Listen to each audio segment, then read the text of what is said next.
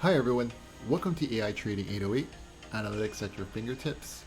Today, I'm going to talk about how you pick stocks like a pro. Now, we're going to go through using my AI trading program to show you how we pick stocks like the professionals on Wall Street and most uh, institutions that are in the market. Now, what you want to do, just like the theme of all my trading videos, is follow where the money's at. We're trading humans and we're not trading companies. What we try to do is stick with the best of breed. Now I'm going to click on the top performers view tab on the AI trading program, and what this does is it compiles the top performing stocks year to date and lists them in ranking order based on their year-to-date performance, the current discount from the previous high, and this is a compilation of stocks that exist in the Dow Jones 30, S&P 500, and NASDAQ 100. Now, top of our list is AppLovin, with a year-to-date performance and return of 424%. Honestly, I've never heard of this stock. However, because of its being the top performer in our group of stocks, I had to pay attention. This is actually a app kind of software as a service company that helps companies do, I think, advertisement and promotion. It provides that kind of data service. Right now, it's clearly peaking at the, it's actually, according to their program, it's time to sell. It's really exhausted from its kind of buying points here at the 200-day moving average. And in this particular stock, it's time to sell. And currently a 424% year-to-date return.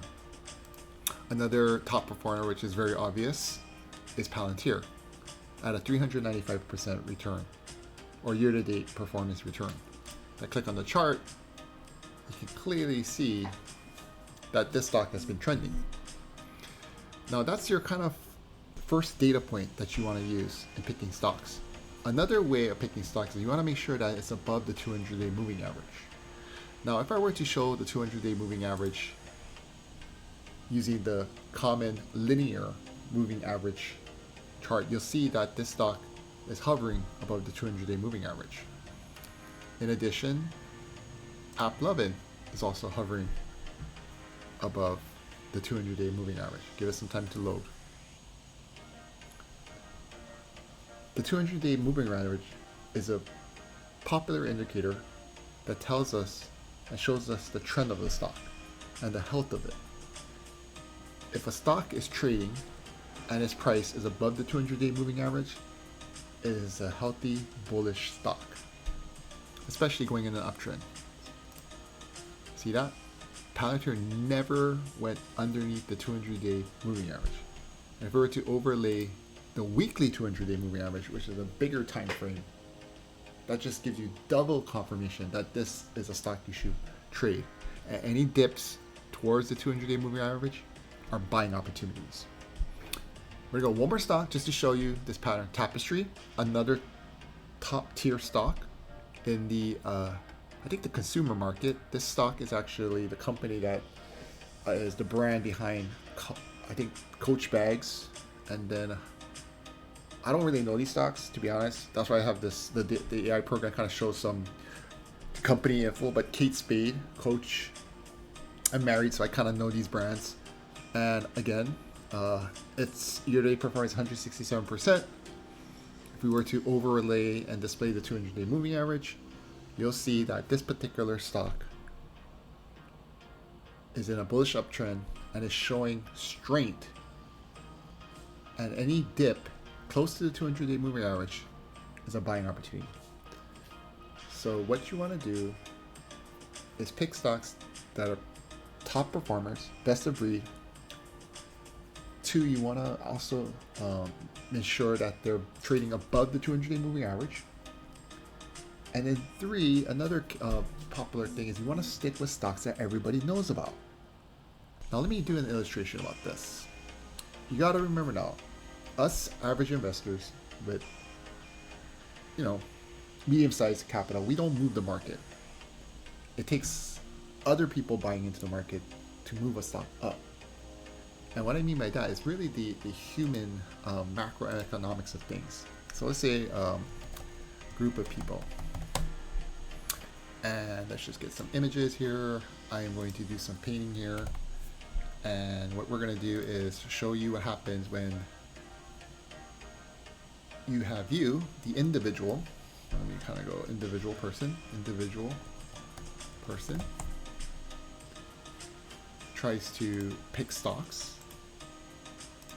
And what happens is a lot of times the average person, what they do is they pick stocks that they hear about from their friends, which is good. Sometimes some of the stocks you hear about are the ones that are in the news. And they pick a stock, and then all of a sudden they buy it. And this is now not using technical analysis, the normal individual. All of a sudden they buy it here, right at the top, because they don't use technical analysis. They just buy it based on rumor. And then sometimes they buy it just on speculation. Like, hey, I heard about this AI stock. It's supposed to be hot. And I think it's going to go to the moon. And then all of a sudden, right after they buy it, it crashes. And then all of a sudden, this person is sad. Not very happy. The reason why I say stick with the best of breed is stick with the popular stocks that everyone knows, because the theory is, now let me get with everyone, let me show the masses.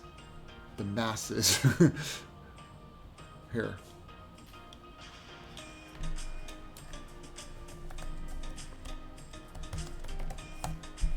You want to stick with the group. Okay? And you know what? Let's use this one. This one's good. Let's copy this. What you want to do is stick with the masses and even the institution, the hedge funds. And what they're watching is the best of breed. Best of breed. I'm going to put it in green. Best of breed. Stocks that have proven track records.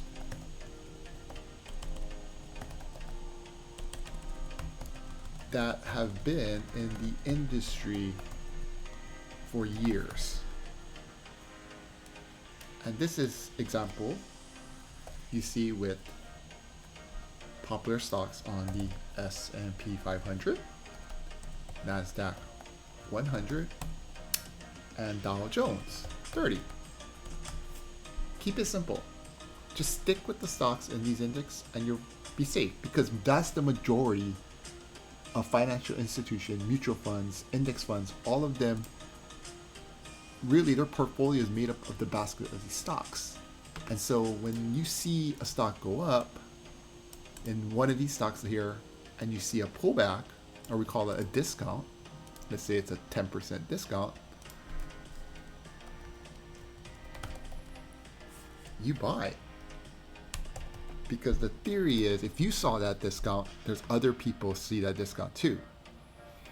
And then who knows, sometimes the stock goes a little bit lower to a 20% discount. A lot of times if the stock doesn't bounce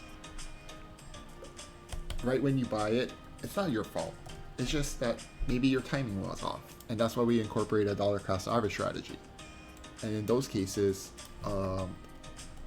usually if it drops, that means the mass market is not ready to support the stock.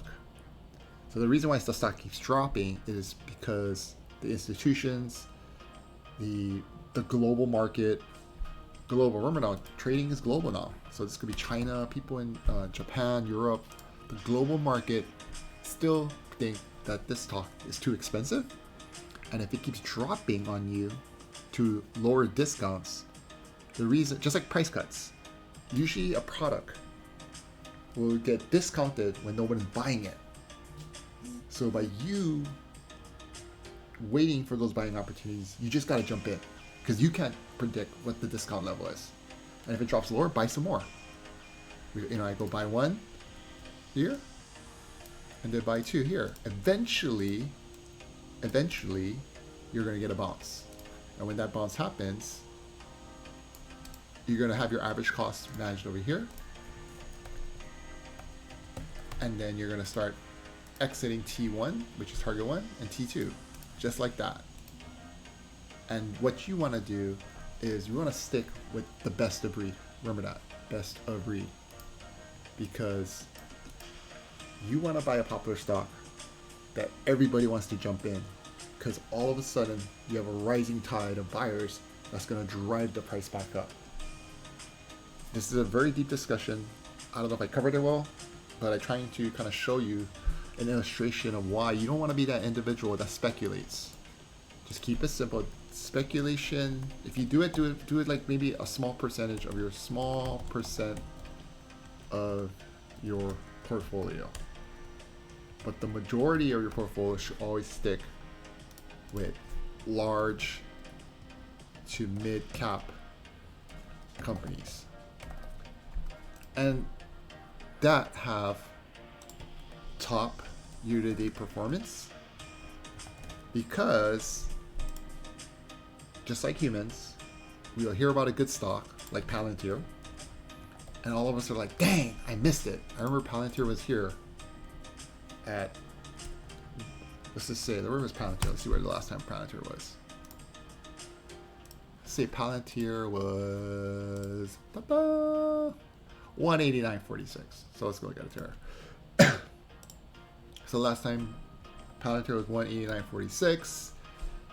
You have a lot of the buzz is going around with it. Previous high, the buzz is going around. Everybody's like, oh man, I missed that. I missed the run from 100 to 189.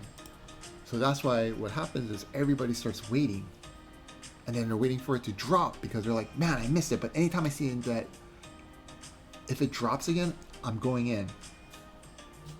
And then as more people start watching the stock, as more people start jumping in because they missed the last run that happened without them, FOMO, everybody has FOMO, fear of missing out, then you have more people jumping in.